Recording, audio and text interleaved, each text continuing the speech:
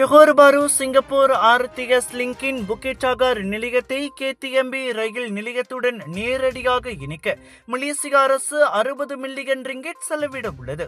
போக்குவரத்து அமைச்சர் ஆண்டனி லாக் கூறுகையில் 12 மாதங்களில் முடிக்க திட்டமிடப்பட்டுள்ள இந்த இணைப்பு மூலம் கேடிஎம்பி பயணிகள் ஜேபி சென்ட்ரலை விட்டு வெளியேறி நீண்ட தூரம் சுற்றி செல்லாமல் நேரடியாக ஆர்டிஎஸ் நிலையத்தை அடைய முடியும்.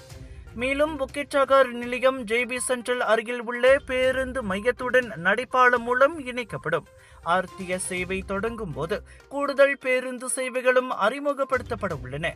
ஆர்டிஎஸ் திட்டத்தின் முக்கிய உள்கட்டமைப்பு பணிகள் பெரும்பாலும் நிறைவடைந்துள்ள நிலையில் தற்போது சிக்னல், தகவல் தொடர்பு, மின்சாரம் உள்ளிட்ட அமைப்புகளின் ஒருங்கிணைப்பு மற்றும் சோதனைகள் நடைபெற்று வருகின்றன. ஜூலை இறுதியில் ஆர்டிஎஸ் செயல்பாட்டு பணிகள் 83 விழுக்காடு நிறைவடைந்திருந்தன.